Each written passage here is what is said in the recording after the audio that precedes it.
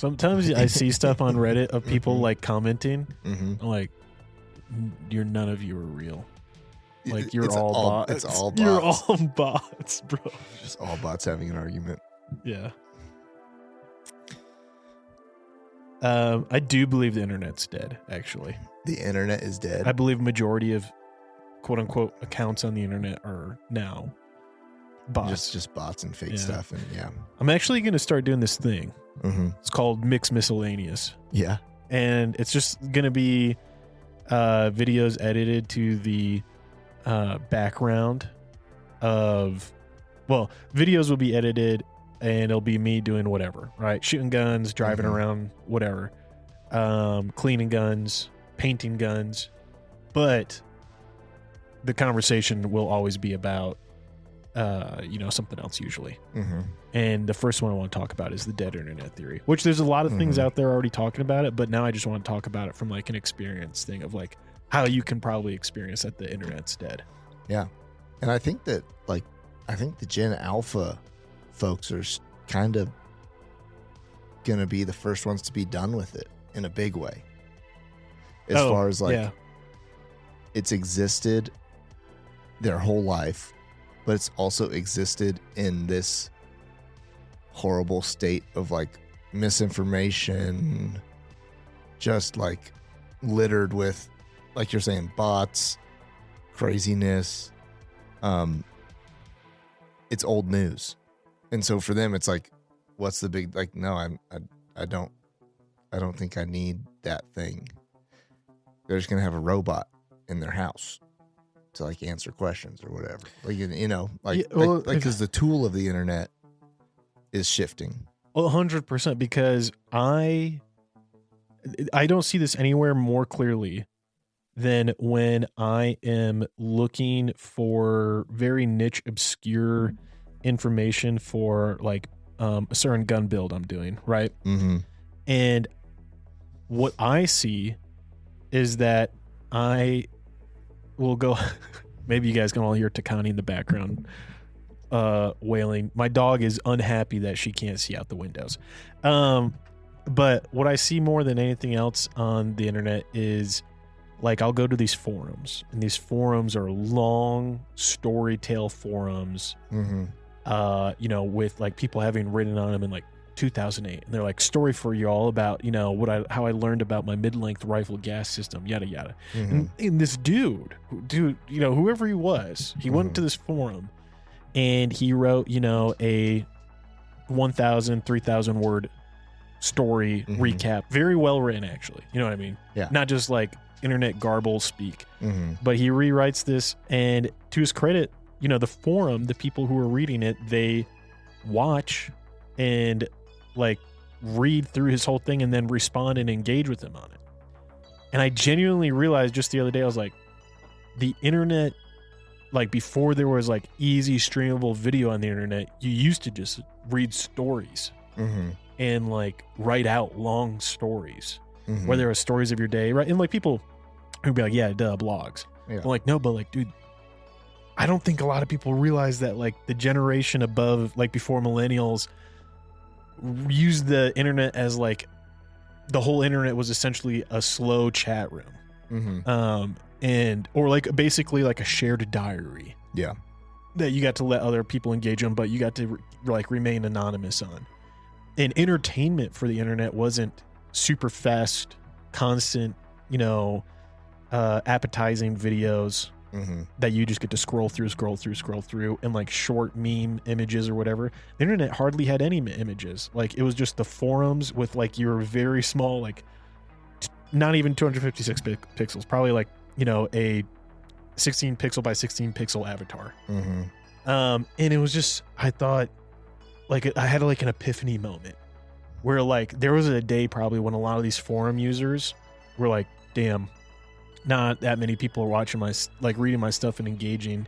Right. I guess I got to make a YouTube video when YouTube was coming out. Right. And the first like video blogs were coming out, and then the vlogs now I think are feeling it because engagement's down and no one wants to watch long form content. Yeah. You got to get it in under a minute. Yeah. Well, and even podcasts are feeling that too. Like you see like podcasts are I would say podcasts are past their peak.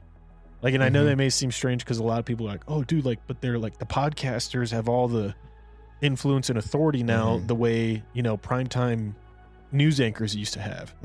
Like, yeah, but like they had that before you realized it. And now that everyone's kind of realizing it and everyone's trying to hop in on the game of it, it's like kind of one of those things where I feel like it's, you know, people are getting on the train as most people are getting off. Like, because podcasters are getting off, right? They're becoming freaking directors of the FBI. like if you're leaving podcasting to be a deputy director, like I think podcast has gotten as high as it can get. You know. Anyways, all that said, that's a long story to essentially say, like, I had an epiphany moment, and in that epiphany, I realized there's a good chance that the part of the reason why podcast is dead and like there's not going to be a return to form for these other types of content is because the internet is dead and it's just literally full of AI jabronis that are just like arguing with each other back and forth, and it's nothing ever. Oh my gosh. My dog is literally attacking Pat right now with her love. Yeah. I mean, she's not attacking. She's so gentle and like she just wants attention, but I have no idea what's going on. Has she ever tried to run on you? Like, does she bolt out the door, like not come back? No, or any of that she doesn't stuff? bolt out the door, but there's been a couple times on leash where she has gotten spooked and wanted to run away. I can't think of a time where she's tried to run after something though. Anyway, that's one of my least favorite traits in a dog. It's like the desire to leave you. Just the runner. Yeah. Yeah. Oh, she wants a seat at the table, dude. She wants to get on Mike. This dog is giant. She's getting up on the table. She's 80 pounds. She's actually like you see other Anatolian shepherds and you'd be like, she's kind of runtish. But then you see her next to like a golden retriever and you're like, she's a really big golden retriever. Oh yeah. No. Good dog. Yeah, I think with the internet thing too is like, I mean, obviously like the internet, the word the internet is almost too broad of a thing now. Right? Like, because we use networks and, I mean, watching Netflix, that's the internet. Or like, you know, getting your email, that's the internet, whatever. Like, you know, there's so many different things, but like the internet as we know it is shifting, changing. It's not just this, like, it's not a new frontier. Like, did you ever grow up playing flash games on the computer? Like internet flash games, or did you have like those blocked? Smoke break. Smoke break. Hey Ken, it's Mick, and I've got something important to talk about. We all hope we never find ourselves in a self-defense situation, but life's unpredictable. Enter the National Self-Protection Plan from Attorneys on Retainer, an actual credible law firm you can put on retainer for your self-defense needs. For just $35 a month, you get national coverage in all 50 states for criminal and civil legal representation in self-defense situations, complete with a 24/7, 365 toll-free emergency line. That's real legal support when you need it most. What's in the package? Bail bonds, scene cleanup, firearm replacement, even mental health counseling. Plus, 0 fees for a laundry list of defense-related costs like expert witnesses. So support the show and get yourself some peace of mind. Click the link in our show notes or visit our sponsors page to sign up for the National Self-Protection Plan from Attorneys on Retainer. Hey folks, Pat here. If you're like Mick and I, you're a fan of classic tales like Lonesome Dove, Blood Meridian, The Three-Body Problem, and Steinbeck's East of Eden. With Audible, you can dive into these epic stories anytime, anywhere.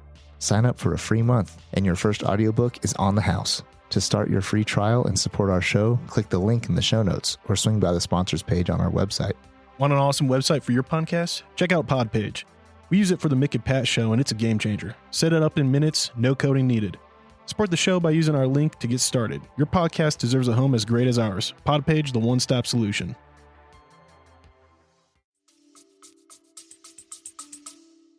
I played some. Yeah, like we played. Those are all dead and gone. Yeah, there's like one single website now that is a repository for a bunch of those that got backed up before they got annihilated. but all the Flash game sites are dead. Right. And that's how you know also like something changed. Yeah. Because that used to be the thing where you go play the game and you leave a comment, and that comment was literally to talk crap about the game or to talk crap to other people playing it. And it wasn't live, right? There's no way for it to be live. And you'd leave a comment and you probably never go back and read it. Yeah. But it was just a way of like a mild modicum of interaction for those things. And those are completely gone. And we're used now to like the instant notification of a reply or response to something. And you kind of like have to pick your battles of what you're going to engage on now, because there's so much. It used to be, I feel like for the internet, there was no having to pick your battles. It was like, it's just here, and like you can browse and surf as much of it as you want, and you have all the time in the world. And if you don't like this game, you just click back and go pick the next game. Right. There was like an age of camaraderie too. Like the comment section used to be a place of camaraderie. Yeah. You know, like, but because it became, even if you had something negative to say, it still was just like, but now it's just like, if you're not the world's leading expert on whatever thing you want to make a comment on, or if you're also not the world's leading expert on whatever topic you're going to post about, you're going to get shredded. You're going to get, it's like before, like, it used to be like, kind of like whatever, someone would just say like, oh, this was so cool, I remember something like this, and someone's like, yeah, me too, and the other guy, they start talking like, yeah, this is exactly how it was back when I lived in X town in Missouri. And they're like, oh, no way, bro, like that's where I'm from too. And like that was like the kind of like connection. The comments were a connecting place, not a place of just straight like just art, like bickering, senseless competition. Like, it's like the end of Rome, the Senate and the end of Rome, when they're just all like idiots arguing in a room. That's the comment section. Here's how I think the internet's dead. I had a YouTube channel I made growing up as a kid. You know what? I'm not gonna play any of the videos here because I don't want any of those. I don't know if some people want to be associated. Like, it was me and kids, right? Like we were in middle school or high school. Making these videos. So like some people might not want just to be aired out on the podcast as it like from their childhood days, right? But I know that some of them have tens of thousands of views, and I know one of them has over 500,000 views. And they were very low effort. Well, I guess I'll say they were a lot of effort for a middle school kid, but they were very low effort for like the kind of content quality and production now, right? Like low, exactly, And it honestly it's one of those things where like I look at it now and I'm just like, dude, why is it harder to like get viewership and spread a conversational or engaging piece of media nowadays than it was then? Because then it felt so much easier to like post a video and you get your first 100 views or engagement or whatever. And now it's just like, dude, it feels like if you're not paying money to grease the wheels or making the like latest trend algo or making it your full-time go at it. Then it's like so many people are like, I quit my job and I just went for it all the way. It's like, what about having a hobby, or like just to make it happen? Because it is hard too, like in those spaces, like in the whole world, do you even exist if you don't have like a following? Right? Yeah. The number one video on here, 324,000 views. Nice. That's a good chunk of views right there. But it was like zero effort, man. It was crazy. And it's just like you see that and like what people loved back in the day. And people freaking loved that video. And it was just like, that's bonkers to me. That's unreal, because I do think the content that, we make, and like a lot of content out there that I've seen a lot of people on YouTube make, I kind of enjoy finding the smaller users who only have a couple thousand views, maybe only a couple hundred on stuff. Because sometimes it's like really high quality content, but for some reason it doesn't get picked up by that, like, I'll be honest, it doesn't get picked up by the bot feed. And the bots aren't constantly watching it and flushing it. And like when they're watching it, it gets pumped up in numbers and views and stuff, and then it gets disseminated to normal people. And because bots don't do that, and like they click on it and then they click off or something like that because they don't think it's going to have like higher ad return revenue or whatever because of content related to the description or what people are talking about, then it never makes it to the designated audience. And I think that's so sad because that is like, there's no soul to it. And then you get these content creators who are making great stuff and it's getting slept on constantly. I don't know. It just, and that I genuinely think like the internet is dead because of that. My number one post on Reddit is a prank video, of course, even though I've commented on like, I've had like super engaging posts on Reddit regarding like, unique AI models that I was working on and trying to resolve certain like problems. And like, you know, some really great, like highly educational stuff that was really, I would say like new to the content or of like of the domain, right? Like we've had conversations there that I know were like the first conversation of a certain topic in AI.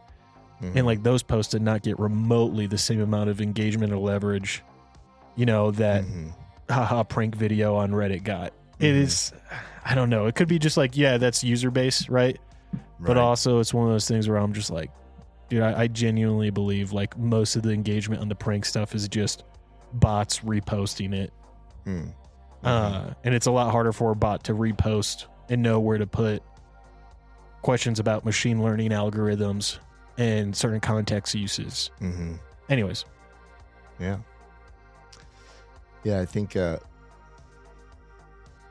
it's weird because it's not dead in that it is now 90. It's so integrated into our lifestyle, but because of the fact that it is so involved now, it is in a way it's dead too. You know, it's just like there's certain parts or certain places out there on the internet where it's just like it's not worth your time or your engagement. And yeah, it is funny when you do get on, you click on something and like we said at the beginning of this, where it's like, oh, I think every comment on here is just fake accounts arguing with one another, you know, and it's pretty wild that that's even a thing. Like my brain, my like,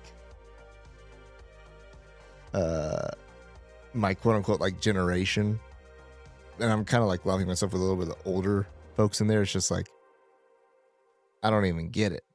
It's just like, it's just so silly to even think there's a world that exists where there could be people, fake things arguing on the internet that are actually influencing the success of information getting out to people.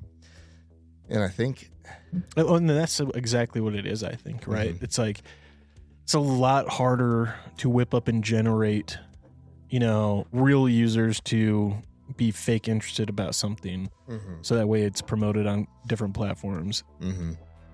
That requires more effort and more policing of those people to keep it like the hood on it or the lid on it, and then to do it with bots though, where you know bots are never going to accidentally slip out and be like, yeah, actually, like that was like, you know, a couple hundred of us all working together to like cross promote this thing everywhere. Right.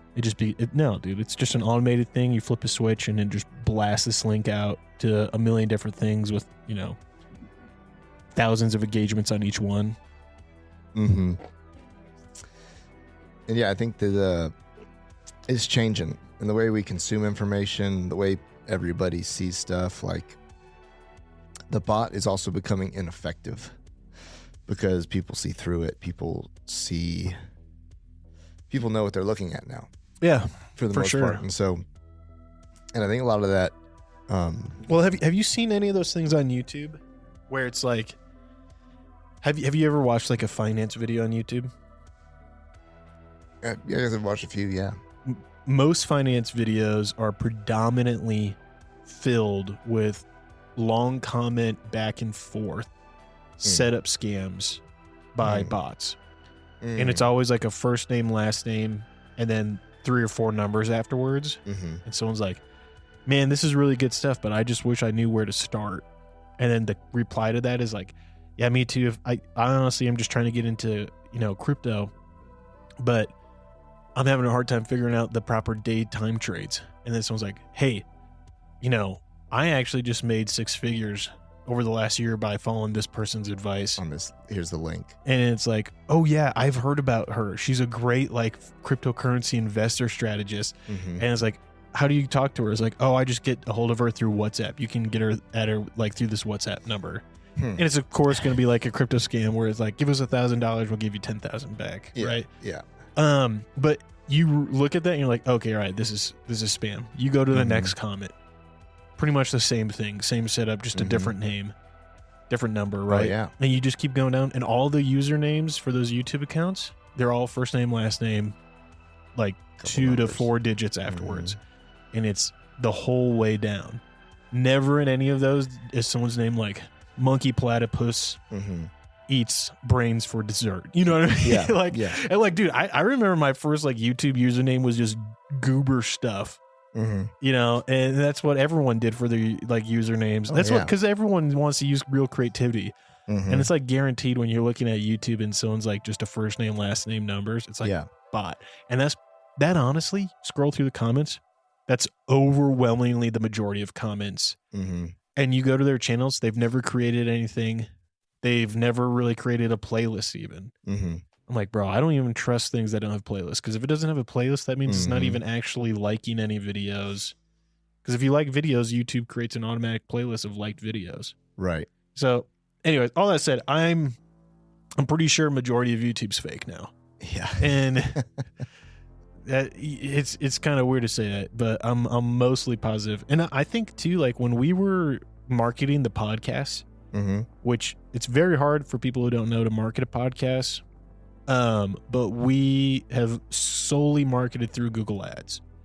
And marketing through Google Ads, there were times where I saw literally let's say I gave it $100 for 1 week of advertising. And like it's supposed to push the podcast out to people who are, looking up things of like related tags and all that, people who would be interested in the conversation. Yeah. That would fill up in a moment. And it would always fill up. Like if I said, like, yeah, it doesn't matter where you advertise. You can advertise anywhere in the world where English is spoken. It would immediately fill up in India. And it'd say we got like 1,000 people from India. Even if you go to our subscribers right now and scroll through our subscribers, a ton of the subscribers on YouTube are just like bot accounts from India. And I think someone figured out however they were shopping out advertising, Google was. I think they figured it out because then we started doing advertising and it got stricter and stricter. And then we got our PPs slapped because we were trying to advertise episodes where we were saying like Donald Trump, Joe Biden, Kamala Harris. And we were told that it was not okay. And then YouTube banned us from being able to like advertise. And so now we don't get as many views on our stuff, but also now all of our views are at least like a real person finding the content through their algorithm. Which I just don't know what's better, right? Like it feels good to have 10,000 views on one of our episodes on YouTube alone. It's also though meaningless if of those 10,000, 5,000, 6,000 are just bots. You know what I mean? Or like I had to delete a comment the other day. I looked into it. I was curious about the efficacy of this program. This guy commented on there. It was like whatever. It was a random video of ours. It's like the comment was something along the lines of, I've been using such and such's book the last 3 months, and it's been exactly what I needed in my relationship. And I was like, what the heck is this comment? I'm gonna have to delete it. So I go click on it, like the thing I searched. Actually, I didn't click on the link. I searched the person's name they were suggesting. It was hilarious. It was this thing of like the exploring the female orgasm. Oh my gosh. Whatever. And this, I think, I remember you telling me about this. It just was like, delete comment, whatever. But, cause it was one of those things, exactly what you're talking about. Just a bot setting up an advertisement for something. Just like, that's not real. And has absolutely nothing to do with what we're talking about on here. And we'll see. There's I think that, like, in the vein of, like maybe being censored on ads and things like that, or bots and information, I wonder how the future landscape's going to look on big tech stuff like Google, Meta, TikTok, Instagram, whatever, and Twitter X, and well, it's like they're not even hiding it now. They're like advertising that you can engage with as many fake AI accounts as you want. Yep. Like we're populating it with AI users now. It's like, what? Yeah. So it feels less dead. It's like that's going to have the opposite effect. Oh yeah. It's just going to be a bunch of computers talking to each other. I mean, already the internet has a ton of people acting like there's no consequences, but there's a little tinge, I believe, in almost everyone who uses the internet of like, should I really say that? Like, I do think that exists in almost every kind of degree. No matter how like shameless people are on the internet, I still think there's a matter of like, ooh, there is a person on the other end of this, and what if they're psychotic and I like set them off the deep end and they like stalk me down or something, right? Because I comment maybe 0.25%, even less maybe, of the comments I want to say. Like, I mean, like, yeah, less than a percentage. Like the amount of times I've written out a comment and then just delete it. Oh like, yeah, I don't need to say this. Yeah, and guess what? I was right. My argument was sound. Yeah, but it's like one of those things of like, no one cares. No one cares. Yeah, exactly. Like, they're gonna read this and like they're not even gonna reply. And you know what? This is wasteless time. And the other parts being like, especially if it's a, or they're gonna respond with my like actual coordinates. Yeah, they'd be like, I know your house. Right. That or to be like, the only thing this will ever do is to like give away my position in the future. Meaning, Yep. Like, people could backlog search it and be like, oh, well, like you said this here, so like you're a racist. And it's whatever. That sort of stuff. Like, has like that's why I rarely comment. We talked about this before. I rarely comment because, especially, I comment on things that don't matter. Things that like videos like that are funny, whatever, have zero importance. I'll throw something out there. But things that I actually hold a real true opinion about, that I feel I feel down deep in my soul about what needs to be said here, I don't say anything because, like, fear of retribution in the future, for sure. And I don't care about what the other keyboard warrior has to say. Yep. But I'm like, I'm just not going to engage with the keyboard warrior thing, even though I want to. I'm also not going to open myself up in vulnerability to the future, because we know that stuff that gets out there, stuff that gets put out there, is in there in perpetuity, so that it could be found way down the line, and who knows, how it's going to be used in the future, right? And that's why we also, even on this show, we try to be fairly diplomatic and or moderate and stuff about what we say, and we share our true opinions too, but like just the like, we share opinions, but we try to keep them within the context of like, we're open to being wrong, and we're open, like our context is always like, hey, this is what we believe, but like it's okay if you don't. Exactly. And so that's why I don't comment on stuff, because you're just like, I would like to engage in this conversation, but engaging in a real conversation in this setting, all it's going to do is nothing good in the near future and in the far, far future. Here's my thing, and I think this is what you're alluding to, maybe to some degree. Also, bro, you're so gassy. I know. You were like both ends. You were just stewing tonight. It's bad. What's up? You and my dog both are out of control this evening. But my biggest thing is I see the comments on like videos or posts, and people just saying blanket stuff of like, a video where like some guy goes to rob a house and he get shot, right? And then they're like, serves them right. Honestly, I would have just fucking blown him away and then put like the gun in his hand, or like they say stuff like that. And I'm like, oh my gosh. Or I see people on Reddit constantly saying stuff like, all right, folks, let's just friggin' march down to there and just, let's do it. Bring our guns and we'll just kill Trump ourselves. And it's just like, yo, quit tattling on yourselves. Now, do I support either of those people? Likely not, right? I don't support murdering someone and then framing them to have had the intention of doing you harm so you could get away with crime. And I certainly don't support treason. I don't support assassinating the U.S. president. Right. All of that said, though, sometimes there's things where I do see and I'm like, someone's like, oh, man, it was like, catching a predator video, right? Where they do a sting up and they're like, honestly, I could never do this because if I ever found out someone was trying to sleep with my kid, even if they didn't touch my kid, I'd freaking bury their body, in concrete and just like let them die. And I'm like, bro, you ever do it actually in a context where like you're justified because they were touching your kid and like you were out of anger, took action and you saved your kid from what they were trying to do to him, but you killed him in the process. Jury's still going to pull this up and be like, oh no, he was primed. He just wants to kill anyone who looks like a pedophile. Right. You know what I mean? And so like all that, I see all that stuff. I'm like, keep it to yourself. Yeah, keep it to yourself. That doesn't need to be written out. Like you can have that opinion. You can have that opinion and that belief. Doesn't need to be written forever on the internet. Oh yeah, that's where even, dude, like, all right, big time Reddit feed.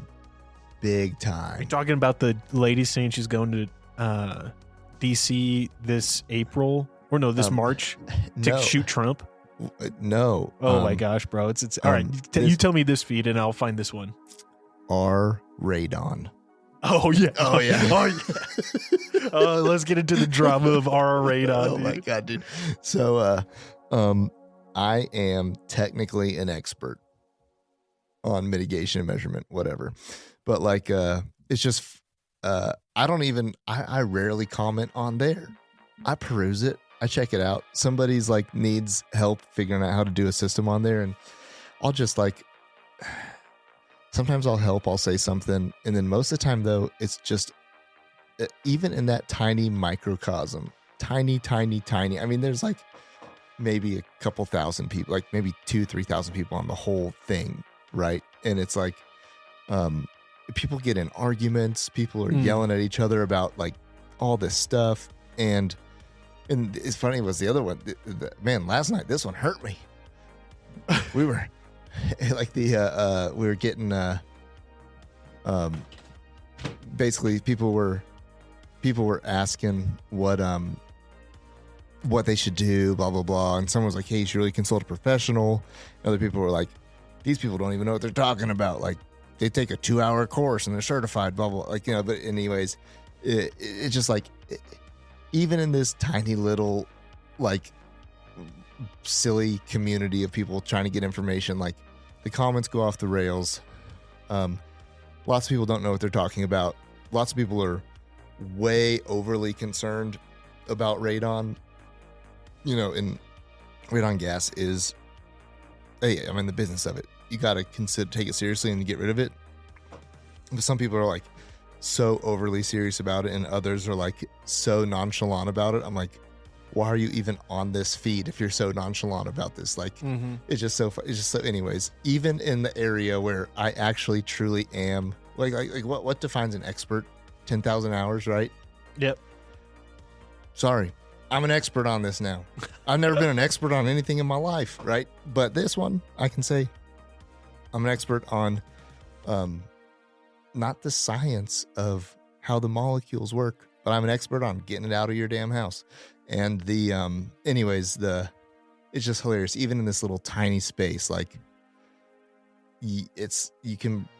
people just say stuff that are so silly, offhanded, hurtful to others, misinformation, and it's just, anyway, it's hilarious to deal with so I just don't engage it most of the time. Yeah. I mean, because what is there to gain? You know what I mean? What is there really to gain for you in engaging that? And in this case, for me, it would actually be like the only reason I comment the most on this thing. On that one Reddit?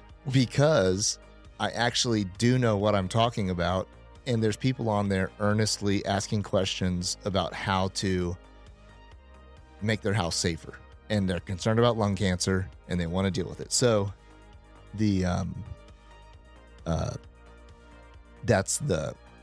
I do feel like it's the one tiny place where I'm like, hey, I could weigh in.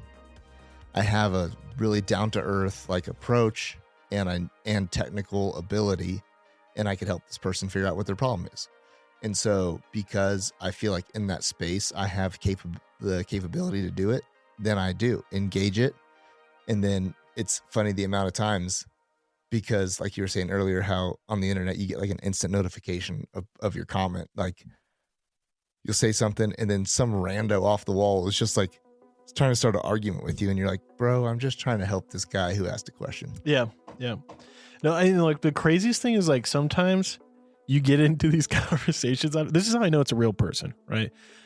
Like when on Reddit or something like that, when I'm talking with someone and I say something in a position or a belief, and then that person says, no, dude, that's totally stupid. And I'm like, care to explain? And then they explain my exact position and belief as like why I'm wrong.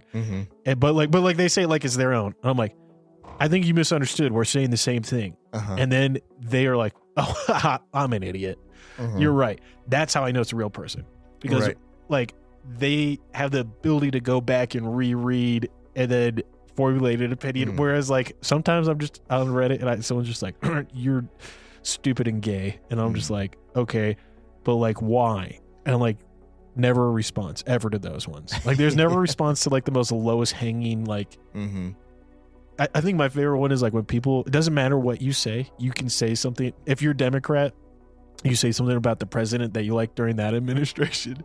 Or if you're a conservative Republican, you say something now about the current administration. Everyone's response to you that's a bot is just gonna be like, okay, bootlicker. It's always okay, bootlicker. The same thing. And either way. It doesn't matter. Yeah, it doesn't matter which side of the spectrum you're on.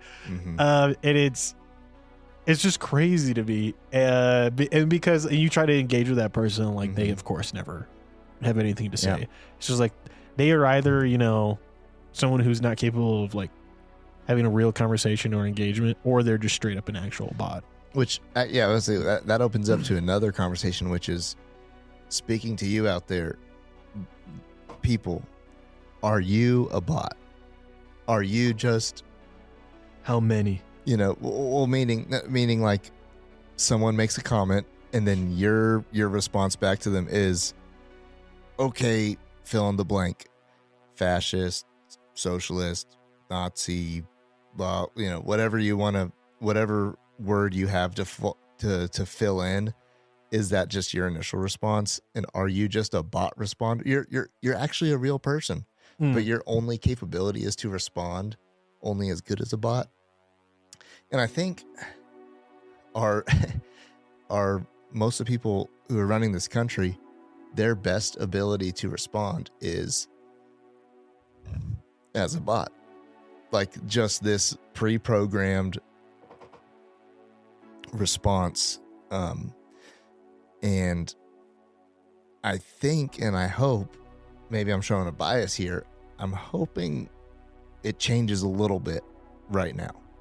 Okay. Now, I don't think all the people, there's been a huge swing in who's in charge and what's happening in the government. I don't even agree with all of it that's happening. Maybe I do, maybe I don't, but maybe I do, maybe I don't. You'll never know. You can't guess. And so but I do think it feels like the bots might be being eradicated a little. The human bots. Like you think like the human trolls are being beaten by Skynet? Like the Skynet bots are beating out the human troll? I think so. Okay. I think so. Imagine that, dude. Imagine the Terminator versus just trolls. Yeah. I would love to watch that movie. But also what I'm saying is I think that we're having some major government reform right now. And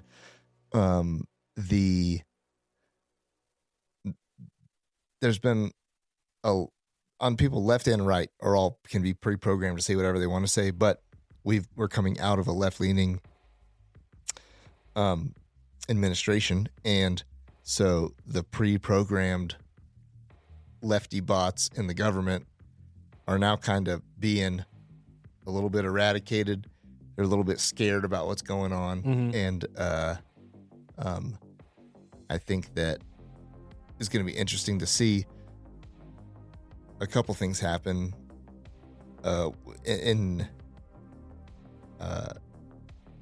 response to actually the stuff we've been talking about just now, with big big tech and big social media platforms, things like bots, misinformation, and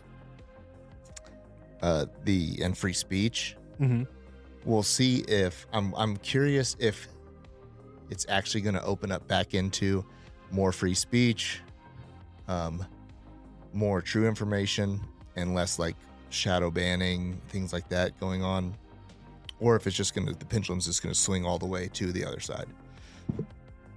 Because just because you get rid of doesn't matter left or right. Censorship is censorship, and so all of a sudden you have guys like Zuckerberg kind of being like based, kind of conservative all of a sudden. But so are these media platforms just going to like just swing back? Are they just panderers? Are they just going to whoever's in charge kind of realize that, oh, if we go against the grain, we lose out revenue and top dollar. And so we're just going to become organizations that just swing to either side?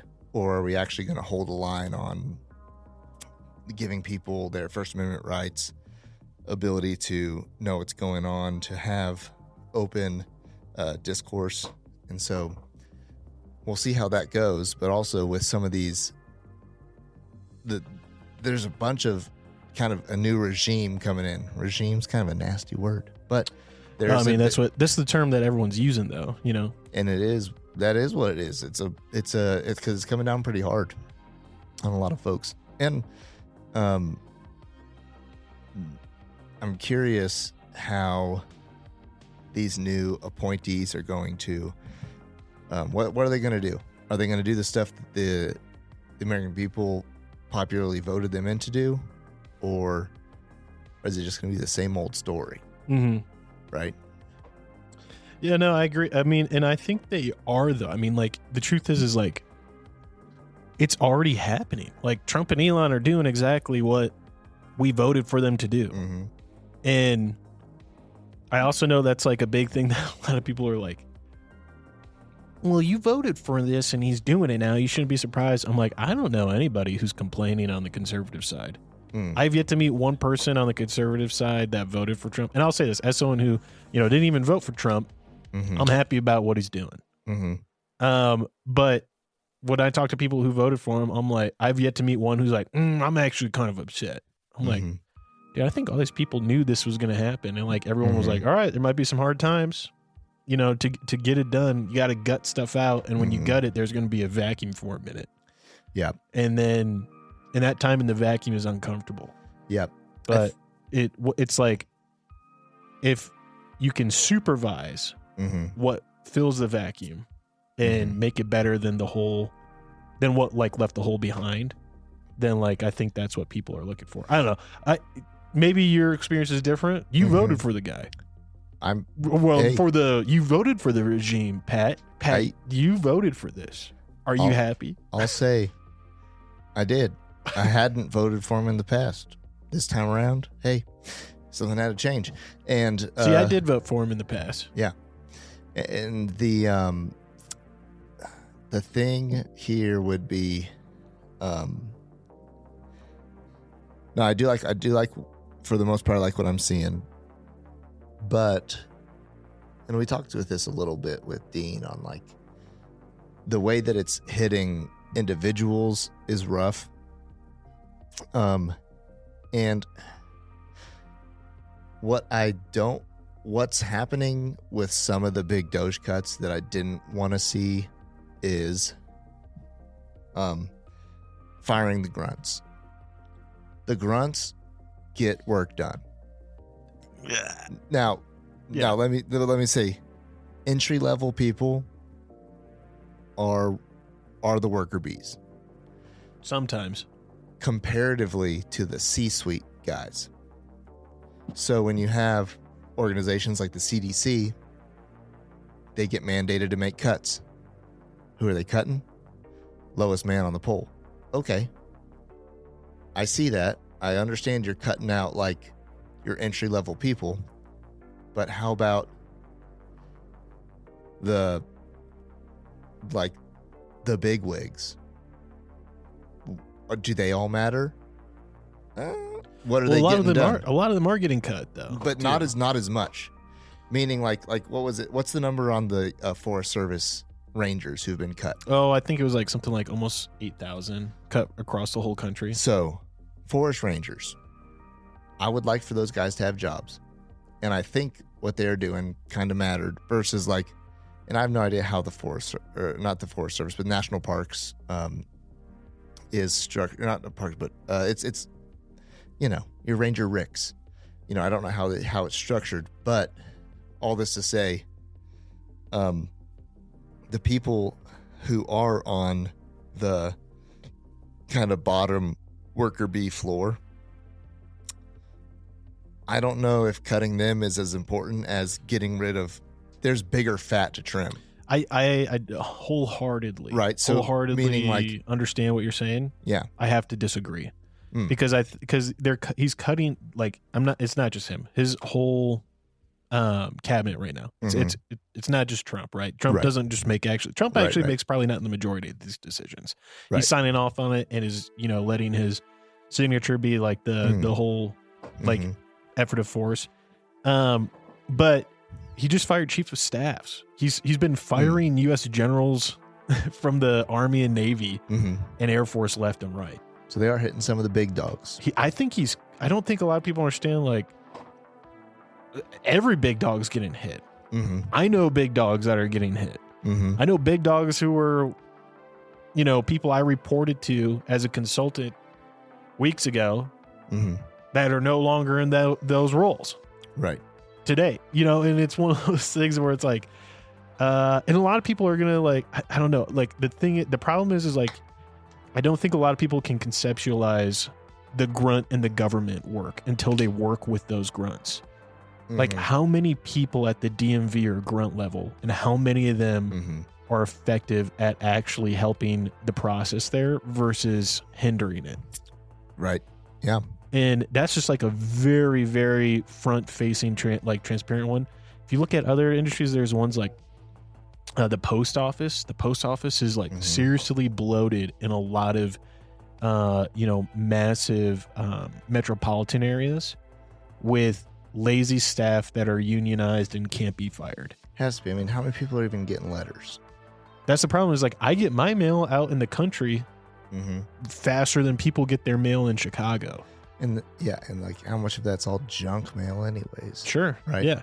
And I'm just saying like, I understand like people are like, bro, not our Forest Service workers. I know dudes who have worked with the Forest Service as, and they're like, park rangers for counties.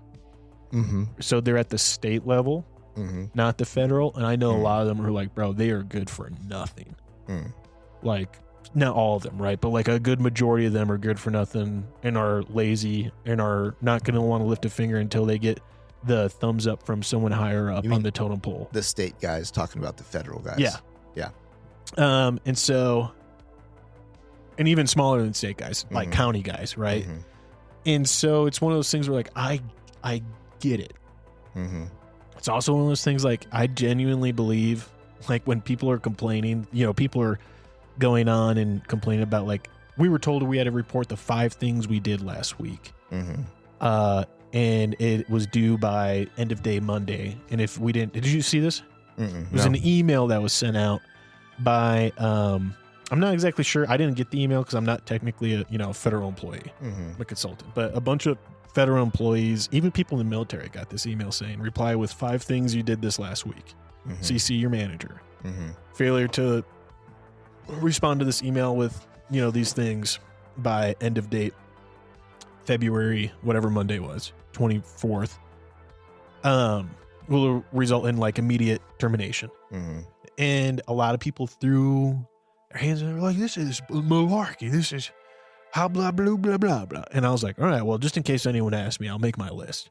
Yeah. And I came up with 5 things pretty quick that like I did that I thought were very relevant and imperative to the function of my contract. Right.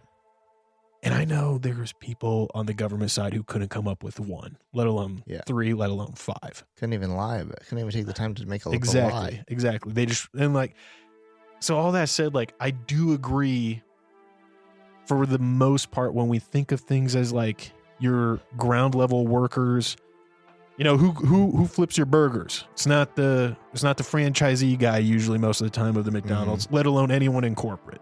Right. Who is, you know, refilling the, you know, gas tanks at the gas station. It's not the CEO of Exxon Shell or Exxon, right? It's like the homie driving the truck and knowing how to like pump this, like you install the pumps and like pump gas out into them safely without blowing everyone up. Right. The dudes at the government, when you work with them, the dudes and ladies at the government on the ground level, majority of them will be equal here. Yeah, ladies are being lazy too. Oh, for sure. Majority of them will fight tooth and nail and put more effort into not having more work on their plate about like, this isn't our responsibility. This is someone else's. You need to go to this department. And they will put more energy into fighting that than they would, like, even if the task would have taken 1/10 of that.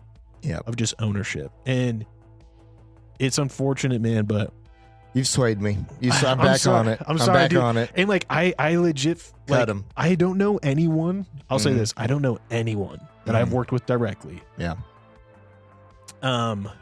Okay. Let me pre-state this. There are people in leadership roles in the federal government who I believe did something. I just believe they didn't do it well enough. Or they didn't really agree to fall in step with this new administration's direction. So they were like, all right. They were like, oh, because it's like appointed positions. And when a new administration comes in, they just remove the previous administration's appointees to replace them with their own. Those people could have been doing their job. They were probably doing the job the old admin gave them. But they're executive levels in the government, right? They're not your peons. I've yet to meet someone that I work with who works hard and is willing to like meet up with me and work through problems. And even if we have to sit on a call for like 2-3 hours, sharing screens to resolve, you know, an issue within a model or a pipeline. I've yet to see any of those people lose their jobs. Yeah. Yep. That's a good point. So, you know, that's where I lie, you know, because it is just a different environment entirely. Got to earn it. Yeah. All right. Cut him. Continue with Operation Gut Hook. I've made him seditious. I've won him over. It's just, I know it's like, I get sympathetic for the individual. And then also at the same too. time, you know, also you're right. You know, here's the deal. Like, would you feel bad if you had to cut one of your guys because he didn't show up to work for 3 days and lied about it when you asked him, like, bro, why weren't you here yesterday? Right. Yeah, no. You know, and that's the way it works in the quote unquote real world, right? Yeah. So, yes, I think I guess with my main point, I guess being I hope they don't just cut out the little guys. Yeah, I don't think it is broadly sweeping. Right. So I hope it's also like, how about the trillions and the, you know, the black budgets we don't know about? How about the, you know, like, okay, how about like, let's get into the stuff. Let's get into all this. Like, I'd like for my kids to have a Forest Service Ranger to show them an antler. Hell yeah. You know, that $1 million that disappeared that could have paid that Forest Service Ranger for years and years and years. For sure. Let's hunt that down real hard. So as long as that's also like, it can't just be a personnel sweeping cut. It has to also really, really dig into, and I hope it is, and it sounds like it is, dig into the other stuff, the weird stuff. Don't you feel like that's what's going on with like the USAID and the Department of Education stuff? I do feel like that's happening, but for me, that is paramount or focus comparatively to Ranger Rick Yeah, keeping his $50,000 a year. I agree. Right. I agree. So like on that, like kind of like, and at the same time, yeah, it is bloated, and I could go like full Ron Swanson on it. It's some days, you know. Yeah. Like, do we need any of it? I don't know. Yeah. If I want a road, maybe I should have to build the road. Exactly. Like, I don't know. You know. And Also, maybe I get to build it how I want to, and my neighbor gets to build it the way he wants to. Yeah. And so, but at the same time, so there, I'm torn, and it is it gets delicate for the individuals, but at the same time, it's something's got to change, and ultimately on the back end, I think that economic growth will happen there. And this guy, Kash Patel, Oh yeah, one of the appointees, appointee of the FBI, and now acting. He's director of the FBI. Congress approved it. Mm-hmm. Now he's acting director of the ATF. I don't know if he has passed the congressional approval. Mm-hmm. And now Dan Bongino is the deputy director of the ATF. No, FBI. Yep. Yeah. And so what I do love, Kash Patel, like 6 months to a year ago, came on Sean Ryan's show. Yeah. And laid out his plan for the FBI. He was like, and I don't know if he knew he was like in the running or not. Now, he was connected enough, he might have known. Yeah. But he might not have known, which would be totally beautiful. Crazy. If he did not know that he was going to be in this position, because it's just like, Sean's like, basically like, hey, you know, if you're, what do you think needs to happen at the FBI? And he just laid out this plan in a succinct, like 2-minute little bit. And that thing has been going viral because now he has the power to do what he said he was going to do in that. Yeah. And he's starting to make it happen already. And it's going to take time for him to do what he wants to do there. But basically, similarly, he's going to really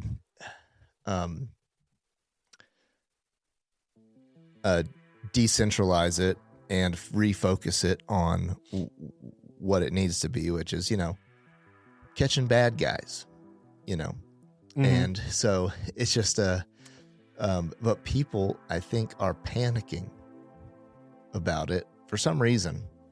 People are like, "Oh my god, about a brown guy running the FBI." Yeah. I just wanted to how the turns have tied. I thought people would applaud Trump for being so diverse in his appointments. I know. But the turns have tied. It's also a brown guy as the deputy. Oh yeah. I don't think Dan's like that, like line of like he doesn't get the N-word pass. You know what I mean? I think he's super Italian. I think he's like. Oh really? I think he's I was just Southern reading Italian. something where someone said he was black, like he was like an eighth black. I don't know. African American. I'm sure he doesn't care. Maybe. I don't know. We'll see. But yeah, this is on He's of Italian descent, yeah. is what it says. So that's that's what it is. Like, if he has any black in him, it's not enough. He's Italian. Yeah, so he got a whop in the directory here. I can say it because I'm partially Italian. What's WAP even mean? I don't. It was just slander. Oh yeah. Is it an acronym? I think it's legit, like just slang from like an Italian expression. I don't even think they had it. It's like how they used to call Irish people mix, and that was like the N word for Irish people. Right. Yeah. The I don't even think they had acronyms back then. But anyways, I can say it. I got that Italianese in me. So there you go. But and I don't know if I've ever actually said that word. But so these guys in charge of the FBI, we'll see what they're gonna do. It's gonna be wild. All of a sudden, it feels like either major podcast hosts and or major podcast guests are all gonna be running the country, which is hilarious. Like the fact that Theo Vaughn got thanked at the presidential inauguration. Yeah, that's crazy. I mean, full circle back to our earlier topic. You know what I mean? If in 2019 someone said, "Hey, Theo Von's going to be thanked at the presidential inauguration of 2024," people would have been like, "What are you talking about?" Yeah. And anyways, it's insane. It's crazy. It's silly. I don't know what's going on, but I'm honestly like, just I know nothing about this Dan guy. I know nothing about him. He's a former. I will say this. He was a former Secret Service agent. Oh, okay, all right, okay. I'm not surprised anymore. This is totally fine. So he has like a government background, and then podcast host. He was also was he a Chicago cop? I don't know. What all was he? But anyways, he's kind of had to, since his Secret Service days, he's had a really kind of political, patriotic focused podcast. Mm-hmm. And so I don't know why he was NYPD officer. Bro, okay, I have no care or concerns now. Because honestly, it's like, they say podcaster, right? But it's okay, dude's not a podcaster. No, Dude had a full-fledged career before that. It'd be like, a lot of people don't know that Sean Ryan was actually like in the military and CIA. Right. It'd be like if Sean Ryan one day got appointed to stuff and you'd be like, the podcaster Sean Ryan? And then if you looked at his career, you'd be like, oh, okay, that makes more sense now. Right. Yeah, no, he had he was a special agent for the Secret Service, NYPD officer. And so that's kind of why, and that's his background, as far as why and then he's had a long stint in media. But yeah, so he's not just it's not just like if they came to Pat, they're like, "Hey, Pat, I heard you hosted a podcast. Mm-hmm. Want to be a deputy director of the FBI." Yeah. Okay, right. And for some reason, I thought he legit was from like E Entertainment. Oh. I think he looks like some guy from that E Entertainment. You know what I mean? And I was like, this is a horrible mistake. Oh. Okay, but what would you say if they asked you to do that? I mean, I'd probably say yes. Yeah, no kidding, bro. Of course. I'd be like, listen, I don't know what I'm doing or why you asked me to do this, but don't worry, we'll walk you through it. I'm answering the call. Honestly, that's why we need you to do it, because if you do it, you don't know what you're doing, so you'll be more prone to listen to us when we tell you what to do. To learn how to do it. Yeah. Exactly. And that's why I think the Dan Bongino piece, Unmolded clay. And I think he's been in the arena a little bit, at least enough. He's been the boots on the ground guy in these areas to now have that effective leadership. I like any time somebody gets into leadership who has done at least a little bit of, walking as the grunt, walking as the in the trenches a little bit, and okay, now you're in charge. That's awesome. That's what we need, to have. You need Mustang leadership, like in the military. You got enlisted guys who then become officers, that sort of thing. And that's why I like the former freaking guy in charge of the ATF, Steve Dettelbach. This was the white guy or the deputy that replaced him when he stepped down? Because there was a black dude that replaced him as acting director. Oh no, this is the white guy, but he was in from 2022 to 2025. Yeah, this gross dude. Yeah, I mean, the guy who didn't know shit about shit. Yeah, and you see him, he doesn't know how to even make a gun safe. I'll say this: he knows about alcohol. He's probably smoked a cigar, but he doesn't know anything about firearms. And everybody knows the ATF doesn't have anything to do with alcohol and tobacco. They're dealing with firearms and explosives. And so, anyways. Good. He's from Ohio, which is fine. The place of no culture.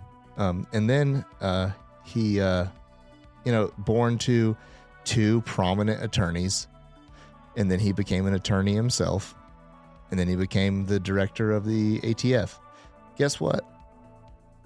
This guy has no business directing an institution that's supposed to be. Here's the deal: ATF. It's supposed to basically focus on criminal activity. Sure. Not prosecuting it. ATF doesn't have anything to do with prosecuting it. They don't get to prosecute, and they also don't get to enforce. Right. They're a legislative branch, not an executive branch. And a tool for that. Attorneys don't have anything to do with that mission set. So, wrong guy, wrong place. Sorry. Bye-bye. Don't care. Also, he's still fine. He's going to go get some other awesome job somewhere else. So, good riddance. Adios. See you later. Let's get some guys in there who might do something different, you know. And so Kash Patel, we'll see what he's going to do. There's talk of FBI basically absorbing the ATF, which wouldn't be a bad move. I don't know. I'm not about it. Because the only reason the ATF doesn't constantly go after us to like arrest people and do sting operations is because they don't have the money for it.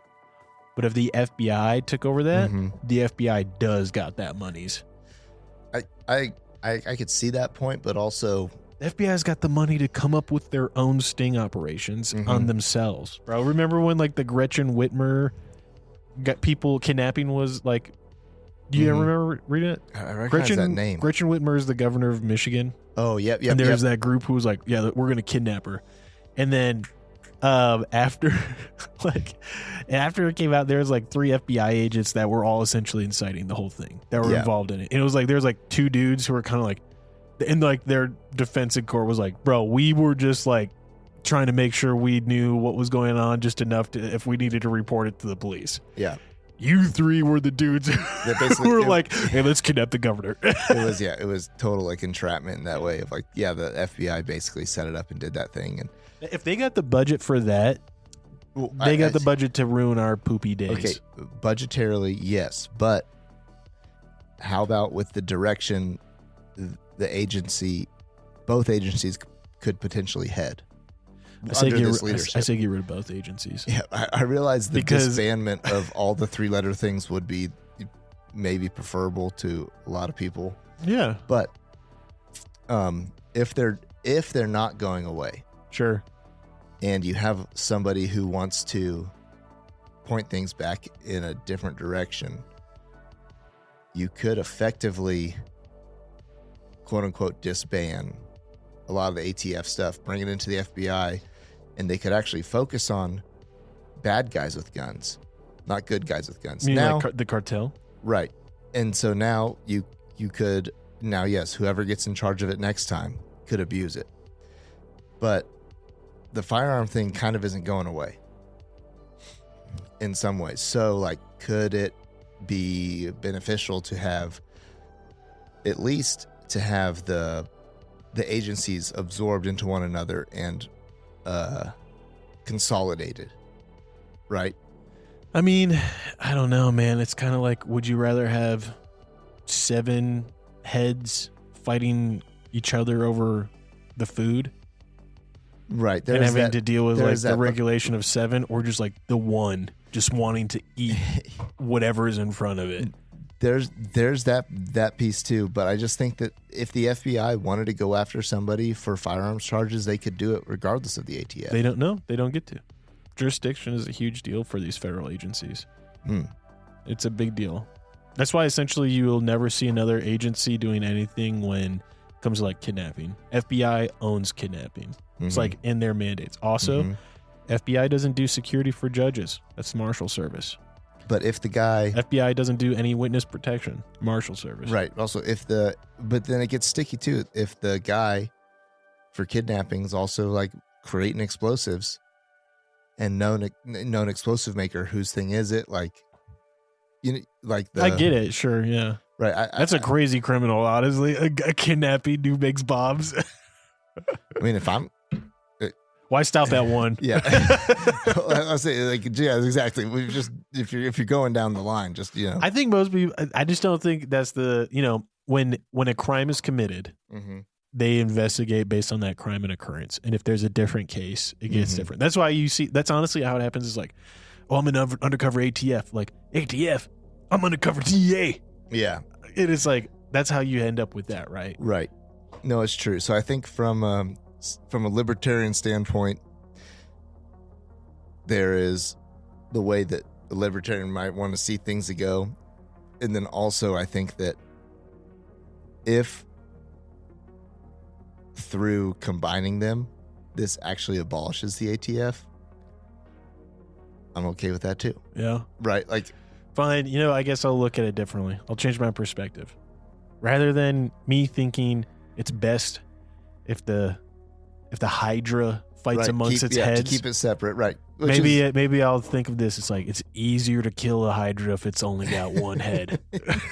No, right, and that's what, but I think that some people were like, "Kill a Hydra? Is he alluding to taking down the federal government?" No, but just the corrupt law enforcement. Let's say Cash Patel and Dan Bongino are taking on the Hydra, and they can stick two heads into one space.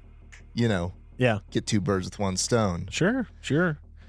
I don't think that's going to happen dismantling us. I do like, though, here's one thing I really do like is that if it does work to push all the FBI agents back out to out of DC to go out to field offices and stuff, like Cash Patel's saying, I think it can become enough of we do it this way in this office, we do it this way in this office, that it'd be hard to bring him all back together. It'll go back to the old days when it was supposed to be that way. Right. And that's how it operated for the most part. It's like you had your FBI office out in Arizona and they freaking were cowboys compared to FBI's guys in New York. And now it got super everyone's based out of DC and we just fly them out in jets. Yeah. And everyone's of the same hive mind in DC. And it's just gross. You know? No, yeah.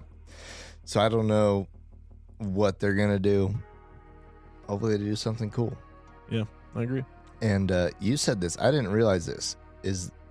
Do you have other articles on it or just posts going around about basically now we've got Cash Patel is threatening the power and threatening the old regime. And you're saying that FBI... reports are coming out that people are shredding Epstein evidence. Yeah. Let me look that up because I'll try to find the articles I was reading earlier. And it makes sense because we've all known that other people somewhere at some 3-letter thing have known more than they've all been telling us.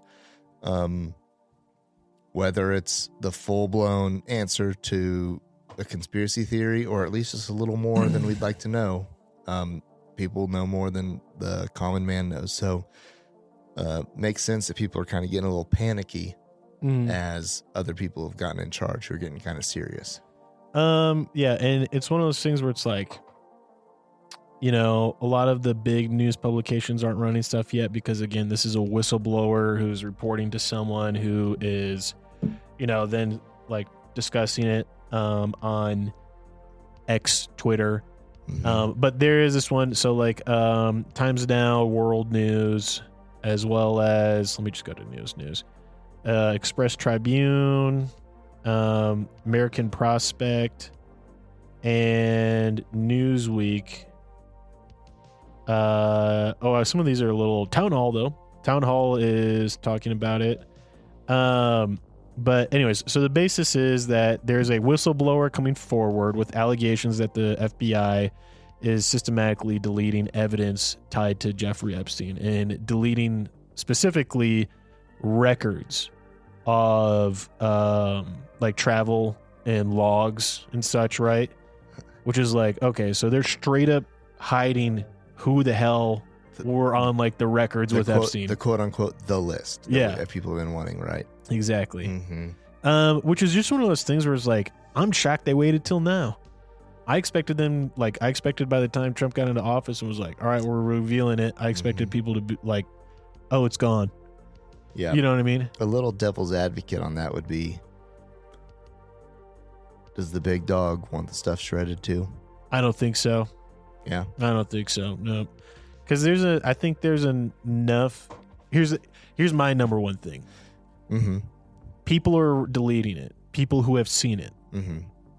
if there was any credible, truly valid accusations about him being on that list, it would have been out years ago to destroy any. Think about that. Like, if there was truly any legitimate evidence that would hold up in court that he did something with Epstein to any degree that we see is alluded to with others like Bill Gates or Stephen Hawking, if there was any credibility to that, that would have been out years and years and years ago with all the other FBI hit pieces they did on Trump. You know what I mean? Like, the fact that that didn't drop makes me very confident that they ain't got shit in regards to the Epstein stuff. And then my only counter would be with mutually assured destruction. It wouldn't make sense. But right now, the left or the Democrats don't have anybody. There's nothing to lose. That's what I'm saying. They don't have anybody now, like, for it to. So they could have hit it out. What do you mean, even mutually assured destruction? They could have just released the Trump stuff and then made sure not to release the rest. Like, the FBI wouldn't have done it. Well, I guess, but people, if you only come out with him, like, out of, like, meaning. Yeah, they'd have like their acceptable people that they'd be like, all right, fuck them. Yeah, right. You'd have to at least, you'd have to have fall guys at least. But like, I just think a lot of those people are aging out or going away. So I don't know. Granted, once again, I'm playing devil's advocate here on some of this piece. I'll say this: I have no faith in the ability to think ahead that far when it comes to the Democrats. Bro, dude, I mean, have you seen it? Do you recall Benghazi and I've been to the DMV. I've seen the Afghanistan pullout. Yeah, there's no ability to think that far ahead. I think if they had that golden ticket to destroy Trump's platform, they would have done it years ago. I think there would have been other GOP people who would have been like, "Oh yeah, do that," so it could be my time. That's true. You know what I mean? Yeah, and I think he did hang out with them. I think without a doubt, and he even flew on his plane. Without a doubt, it is said that like they, shared flights at one point or another. But like, here's the other thing: without a doubt, it's pretty clear that when people asked if Trump was there or present, a lot of people, like a lot of those girls' witnesses, were like, "No, he wasn't there. We had no sexual encounter. Right? He was on the plane one time, I remember, but there's nothing sexual." Because not every single and grant to the quote unquote list also, like there's the flight log stuff. Not every single person who ever hung out with this guy was. But shit, bro. The witnesses came forward and were like, Stephen Hawking, he was a baddie. Stephen Hawking in his wheelchair. Did you not know this? Yeah. Bro, did you not know this? No, I do know it. I do know it. It's just like, and I'm not surprised by it. But come on. Sorry, let me do my computer voice. Come over here, bitch. Come over here, bitch. Come give me a lap dance. You know what I mean? Oh, yeah. All right. You have to make sure that sounds computer in the edit. Yeah. Billie Jean could do a way better computer voice. F that guy. I never liked him. I never liked him either. You know, I don't care about his his condition. Yeah. He's a weird effer. Nasty. Even yeah. He made it further in life being in that wheelchair than he would have out of it. Facts. Is that fair? Look how hard Neil deGrasse Tyson has to freaking grift to get like a fraction of Stephen Hawking's fame. It's true. No one knew who Neil deGrasse Tyson was before Stephen Hawking died. And then after he died, he went from being like, oh yeah, the black scientist guy. And it became like, oh, NDG. Oh, sorry. Neil deGrasse. Yeah, NDT. Yeah. Which also, he's also just a grifter too. But anyways, we've talked about a lot tonight. A lot of things under the sun. The dead internet theory, overabundance of AI, podcast peaking, and the new directors, and of course the still continued trimming of fat in the Fed by the Trump admin, and the Epstein list here at the end of it all. Oh yeah. I'm sure none of it is stuff YouTube enjoys us talking about. I actually think this whole episode is things that YouTube will not like. So anyways, all I said, Ken, we appreciate you. We're thankful for you. Keep an eye out for Mick Miscellaneous, because I'm going to take that mic home tonight and get to work on those. Mm-hmm. It'll be fun little drops. Mm-hmm. But other than that, till next time.